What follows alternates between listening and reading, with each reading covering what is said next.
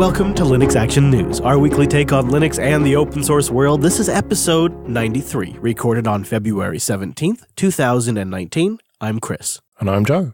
Hello, Joe. It's good to be connected with you. And I'm looking over the news this week, and I say we start with the story we all saw coming, especially if you followed the Google news recently and maybe even got yourself one of those Google Home hubs. You knew this was coming. Yeah, Android Things is no longer going to be about actual Internet of Things.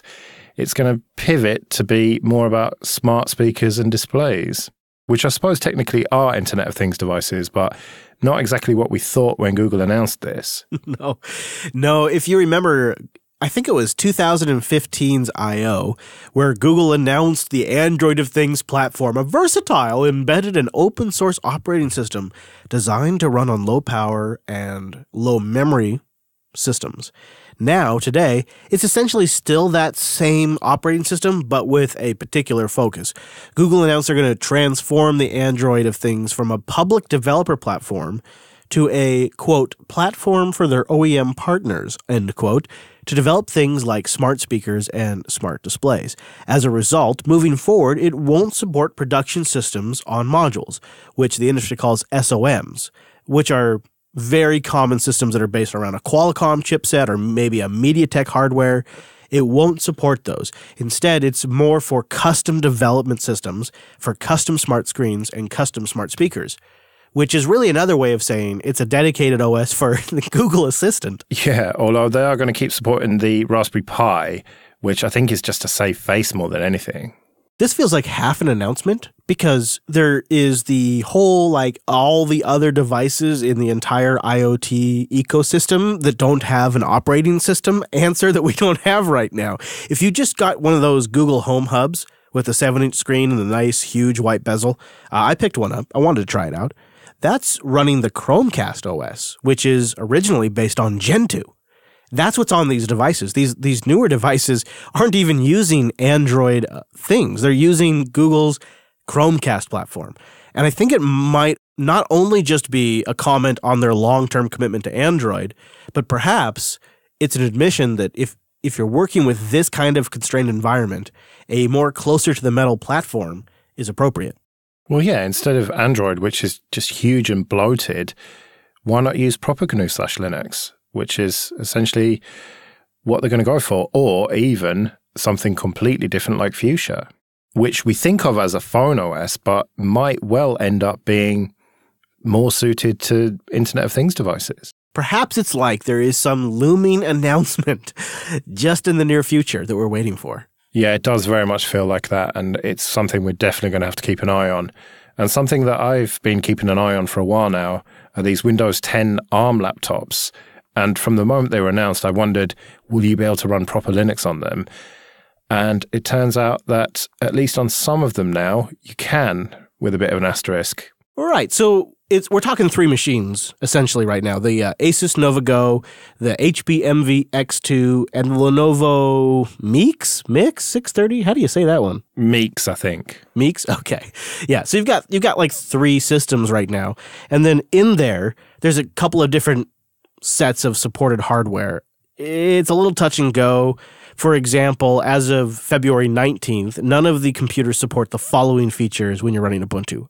Wi-Fi, hardware accelerated graphics, or access to onboard storage. So it's early days right now, but the folks behind the Arch64 Laptops open source project on GitHub have come up with a way to install Ubuntu 18.04 LTS on some of these Windows 10 ARM laptops.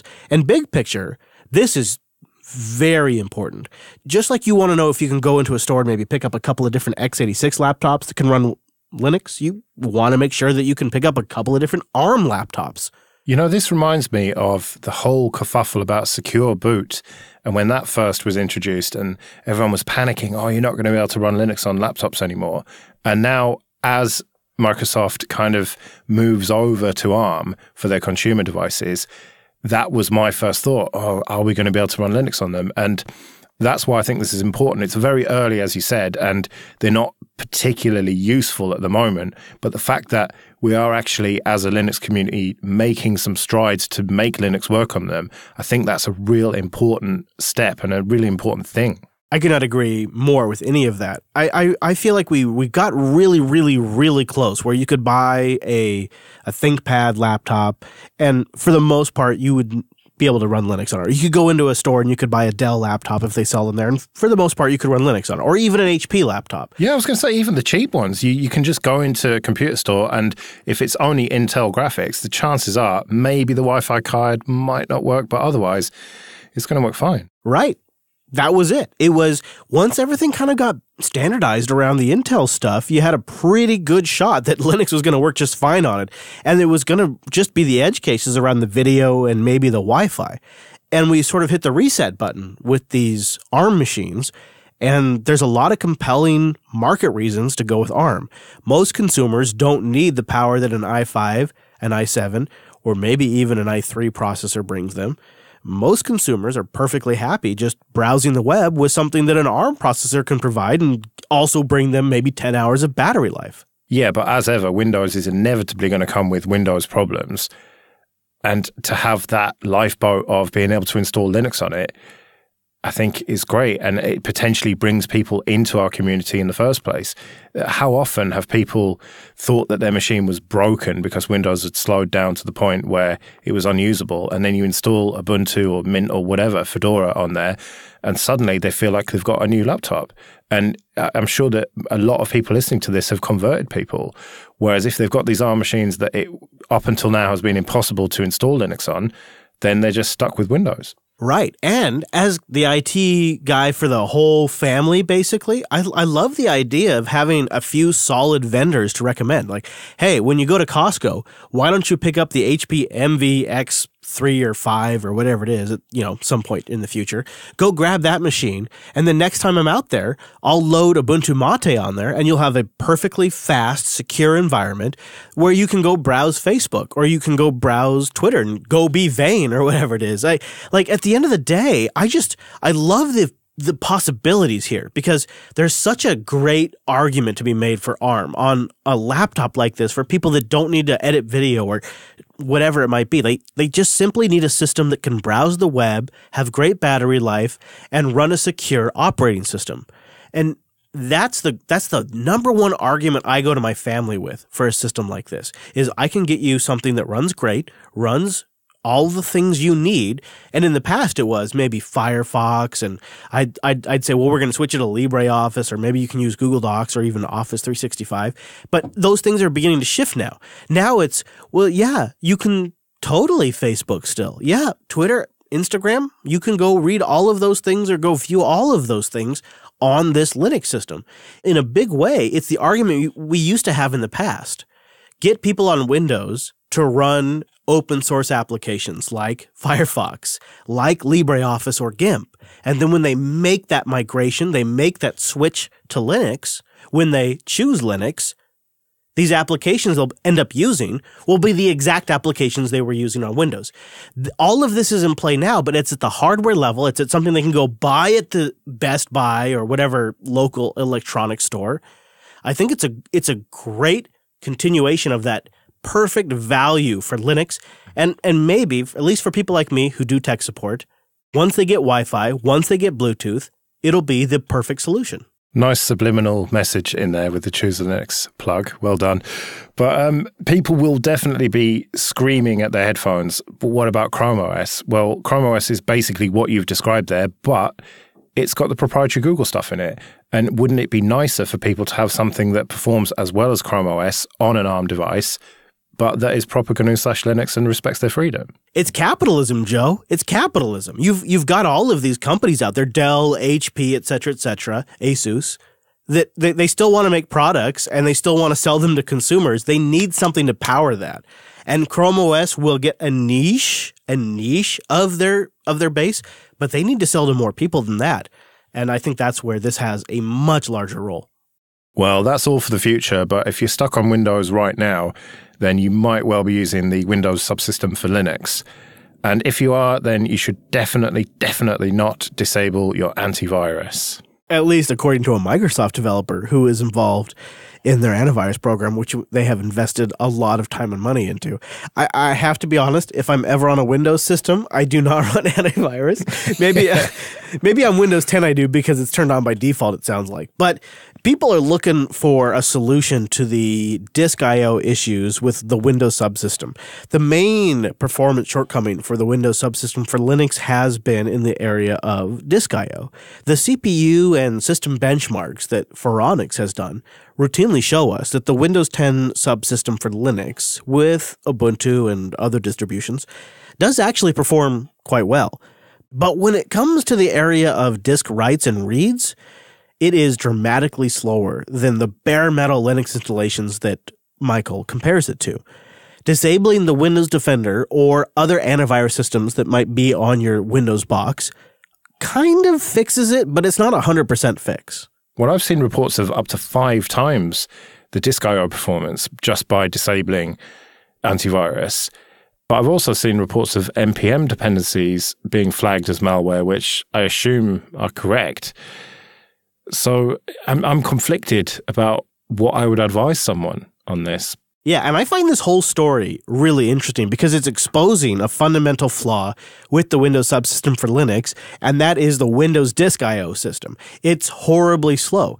And the fact that the Windows Defender impacts that even a little bit is pretty remarkable here. Because if you zoom out and read what the story is, it is Microsoft warning you, dear user of Windows, that open source is so dangerous. You could have installed something from maybe the Node.js repository that would have given you some malware. It would have tried to mine some Monero. And it is so dangerous that you need to run the Windows subsystem for Linux. We make Linux safer. Even if it makes it 10 to 15% slower, we make Linux safer. In fact, Rich Turner of Microsoft issued a fresh warning on not disabling Windows Defender even for the Windows subsystem for Linux. In fact, he pleads with you not to exclude your Linux directories. Because as of the I/O performance coming short, Rich says we're working across several teams right now to figure out an effective solution for the performance issue, despite the performance impact. In the meantime, we recommend patience.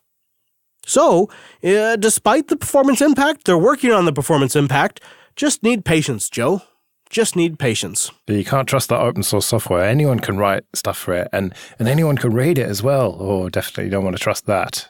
It does feel like old Microsoft, this, doesn't it? And, we said before that Microsoft is not one thing. It is a big umbrella of many different departments.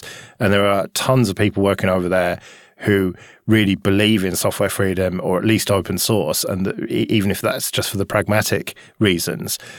But then there are clearly some people who are of their old opinion who believe that the proprietary way of doing things is better. And I have never, ever once used antivirus on Linux. Supposedly, it's good to use if you interact with people on Windows and you don't want to kind of forward Windows malware onto them. But I think if you're running Windows and your malware detection doesn't catch it, well, that's your fault, not mine. I don't know. Is it too much ivory tower thinking of me there to not worry about malware protection on Linux?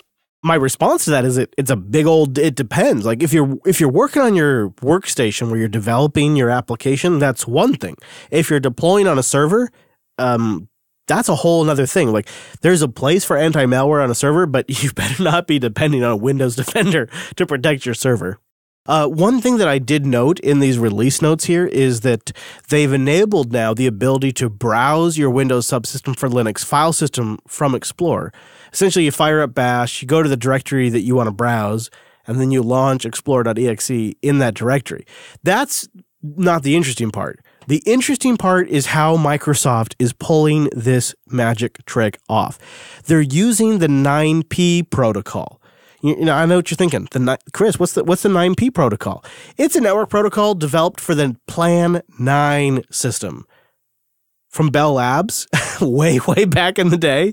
And they're using that now to facilitate file requests from Windows to the Linux subsystem. They say they've modified the Windows subsystem for Linux and NitDaemon to include the 9P server. The server contains protocols that support the Linux metadata, including permissions, which is not a one-to-one translation to what Windows NTFS permissions are. There is a Windows service and a driver that acts as a client and talks to the 9P server, which is running as its own Windows Subsystem for Linux instance. The client and server communicate over AF Unix sockets, and since Windows Subsystem for Linux allows interops between a Windows application and a Linux application using AF Unix sockets, it all works. As of right now, the files are only accessible when the distro is running, so you have to have the Windows Subsystem for Linux up and going, and accessing the Linux files is treated as the same as accessing a network resource. So it's the same / Windows Subsystem for Linux, so it's WSL $ Ubuntu or whatever the name of your system is, and then you get into the file system. So any limitations or rules for when you're accessing a network file system in Explorer will apply to accessing the Windows Subsystem for Linux files. So there's some trade-offs there, but it's pretty cool. You know, reading about all of this made me think that the subsystem is either this amazingly architected and put together system, or it is the biggest, ugliest hack in history.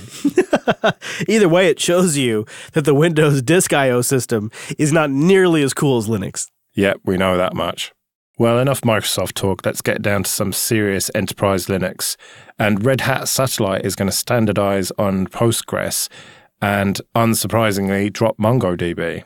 This is a fascinating story from a lot of different angles, but when you look at it, it's been in motion since mid-2016. In mid-2016, in fact, around September, there is an upstream change with the Pulp project, which is really kind of responsible for the repository management aspects of Red Hat Enterprise Linux and the whole satellite server. In 2016, on September 13th, they're on their mailing list. They're writing about moving their backend from MongoDB to Postgres. So Red Hat's known this is coming since September of 2016. Now, I believe this accelerated in January when Red Hat began to distance themselves from the MongoDB project. On their blog, they continue to say the reasons for the directions that we are going is we feel that Postgres is a better solution for the types of data and the usage that Satellite requires. Well, you know, that's very true. And in the past, they were kind of using a mixed scenario. When I originally deployed Red Hat Satellite, it was, I believe, if memory serves, using the Oracle database. So that was a really long time ago. And now they've kind of been in this hybrid situation where there's some Postgres and there's some MongoDB. But with Pulp going over to Postgres, it just seems like Red Hat didn't really have any choice. And they eventually were going to have to make this change. And the MongoDB relicensing just sort of facilitated the need here. Yeah, so it's not black and white here. It's not just because of that change to the server-side public license. There are strong technical reasons for this, but it was probably something that may have taken a bit longer if it weren't for that move and it weren't for them basically having to drop MongoDB. Yeah, I think that's basically it. But this is all in the context of Amazon launching AWS DocumentDB and DigitalOcean launching their own fully managed hosted Postgres. Yeah, it's not a great time for MongoDB anymore, is it? It seems that Postgres is winning. Now, DigitalOcean, they're not quite up there with AWS and Azure and Google Cloud, but they certainly want to be, don't they? And introducing something like this really puts a stake in the ground as saying we are a serious player in this cloud market. We're not just $5 droplets for people wanting to mess around with Nextcloud. No, they're pitching this as a totally managed database solution, not a Postgres database solution, but managed database. Now, they say they're starting with Postgres, but managed database enables developers of all skill levels to quickly and easily spin up a performance database cluster. And I like this hook here. Get ready for this. Best of all, you don't need to know anything about Linux or specific DevOps maintenance tasks. And now apparently they're in a position now where they can sell entire hosted database services that are hassle-free. And they write a significant advantage to a managed database is saving time. Lots of time. You can quickly deploy a database and we'll handle the rest. Never worry again about security patches to the OS or to the database engine. Once a new version or a patch is available, simply click a button and enable it. I don't know, Joe. The old sysadmin in me is dying a little bit today. Well, we had a big discussion about this on Late Night Linux a couple of episodes ago, and I came to the conclusion that it can be a good thing to use managed databases and effectively lock yourself into certain cloud providers as long as you're not completely dependent on them. And I think that for DigitalOcean to grow and to continue to compete in the market, they have to do stuff like this. I kind of think it's a positive overall for open source because DigitalOcean writes about adding Redis and MySQL down the road. And that is great because we're not talking about like the DigitalOcean database service, right? We're talking about Postgres. We're talking about Redis. So this is like move your data anywhere kind of stuff. And this is where the cloud needs to go. And I hope that it pushes Azure and it pushes AWS to stay mainline as much as possible with upstream open source projects. Because data portability, I think, is going to be the absolute key when people move all of their workloads to the cloud. And DigitalOcean is essentially just offering a fully managed Postgres or MySQL installation where they do the patches, they do the upgrades, they provide all the back-end stuff, but you're just using standard stuff here as a developer. And I think that is the way to do it. Well, I'd be surprised if Redis does actually make it onto DigitalOcean because they've made similar license changes, although it's not quite as egregious as what MongoDB have done. But I don't know, maybe something like MariaDB might be more likely. But we'll see. From the local section of the news this week, there is some warnings for Void Linux users. Void is no longer in control of the voidlinux.eu domain. Well, this isn't a huge surprise, is it, given that back in May last year, the original founder of Void went AWOL and presumably took this domain with him. And much like Solus have done, they've had to switch their domain over. Now they've gone for voidlinux.org, which kind of makes more sense as a domain to me. Yeah, absolutely. And they write on this really brief post on their website, they write, "At this time, please assume that anything involving voidlinux.eu is not related to Void Linux and should be considered potentially malicious." Well, when I read that, I had to go browse. I had to go see what it was, Joe. You know what I mean? So I popped in the old browser. I did a private session because I'm a gentleman, and it's just a domain squatting page. It's nothing right now. Yeah, I was looking for something interesting, but yeah, as you say, someone's bought it, and it's just like coming soon sort of thing. So stand by, and maybe they'll find it within their hearts to donate it to the Void Linux project. Wouldn't that be nice? Well, you never know. Maybe a philanthropist has bought it and is going to give it back to them, but it seems unlikely to me. So in the meantime, yeah, make sure that it's voidlinux.org. But it does just go to show that with these smaller projects that don't have the governance in place, you can get these serious problems. And we talked about it last year, but it just turns me off using these smaller distros, and it shouldn't do. And, you know, how are you going to get another big distro if you don't start out small? But I don't know, I'd just stick to Ubuntu, Fedora, Debian, Arch even, you know, well-established projects. No, I completely follow. It's a tough thing because you want to recommend something to start with when people are trying out Linux, and you feel responsible for that recommendation, and it is getting harder and harder to recommend those quote-unquote homegrown boutique Linux distros, even though sometimes that's where the coolest innovation is happening, like the neatest thing that's solving that edge case problem happens at those boutique distro levels. And you want to see that continue. At the same time, you don't want to see a repeat of Corora or Void Linux or Solus. It's kind of getting to the point where I feel like the safest recommendation is mainstream Linux.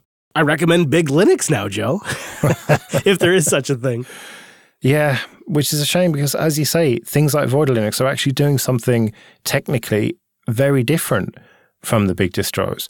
But do you recommend them to people? I don't know. The kind of people who you would recommend them to probably are not going to have a problem migrating off them. You're not going to recommend Void Linux to your grandma, are you? Whereas putting Fedora or Ubuntu on there, or even Debian, or even something like Manjaro or something, you could imagine, but not something like super technical like Void Linux. So it's probably not that much of a problem, but it's still something to consider.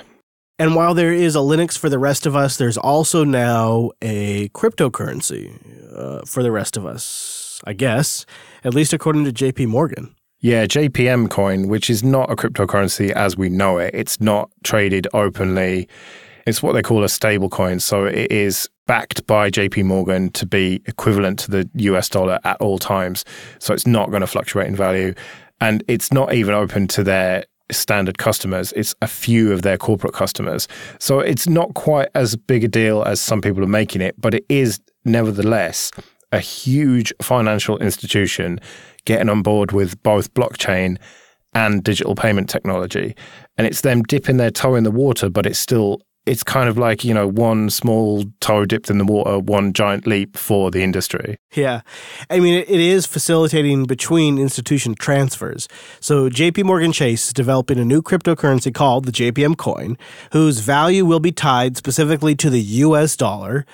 And the new cryptocurrency is built on top of the Quorum blockchain technology, which is a variant, or in other words, a fork of Ethereum, which has been modified to serve the needs of big banks like JPMorgan. Specifically, Ethereum's network throughput is limited to roughly 15 to 20 transactions per second, but Quorum improves on that by at least, as they say, an order of magnitude, comfortably handling hundreds of transactions per second. And you have to wonder, what's this really about? Because it's not a public blockchain, so you lose some of the value there. And that's really the big question, is how valuable is this without a public ledger? But at the same time, you do gain a mathematically reliable way to transfer funds. So there is some value here. We just don't really know how far this is going to go, but it is totally a new breed of cryptocurrency, which is stable because it's pegged to the dollar and backed by a massive financial institution. I think we all knew it was going to go this way, but now we actually have it. Well, I, for one, welcome this, because if it means that when I get paid by an American company, that payment happens immediately rather than having to wait a day or so for all of the legacy systems to catch up with the fact that a number needs to be subtracted from one bank account and added to another one, then I welcome this. These big banks need to embrace this technology and get out of the 20th century and into the 21st century and make payments actually work instantaneously rather than going through all this clearing. No kidding. I completely agree. And if you strip away all the hype around blockchain and Bitcoin and all of that, and you just say cryptographically verifiable transactions that can be ledged in a way that is audible by other parties, that's a sellable idea. Like, you take away all the other stuff around cryptocurrency and you just focus on that aspect of it, banks are going to love that. Oh, and they also love the fact they didn't have to actually R&D the whole thing. They can just go fork some open source project and they can get running. I mean, this would have taken them 20 years to develop, and they've done this in, a matter of no time. So we'll see where it goes. My sense is it starts small, as, in little, and when I say little, it could be millions of dollars, but transactions between institutions, transferring funds, and then it just grows from there over time. Yeah, I don't think that everyone's going to be using this for mainstream banks this year. It's probably 5 years out, maybe more than that. But it's the foundation for these old institutions embracing what's essentially just a new database technology. However, I want to caution something in the audience. It's pretty easy to get blasé about this and sort of gloss over blockchain news, and it's easy to kind of just tune this all out. But if you zoom out and look at the big picture here, what we are talking about is open source fundamentally affecting the way that massive international financial institutions transfer money around the world. And that's going to be influenced by open source software. Open source is touching every aspect of our lives these days. As it should, because apart from the deep social and political reasons for using free software and open source, it's just fundamentally a better way to do things. And time again, we're seeing pragmatic uses of open source. As that world evolves and changes, we will cover it every single week. Go to linuxactionnews.com/subscribe for all the ways to get new episodes. And go to linuxactionnews.com/contact for ways to get in touch with us. Also, if you're well networked in the open source world, Linux Academy is hiring an instructor recruiter, somebody to help us grow our training architect team from around 30 to over 100. We need somebody that can find the best in open source because that's what our students expect. Go to linuxacademy.com/careers if that's you. We'll be back next Monday with our weekly take on the latest Linux and open source news. I'm at Chris LAS. I'm at Joe Ressington. Thank you for joining us, and we will see you next week. See you later.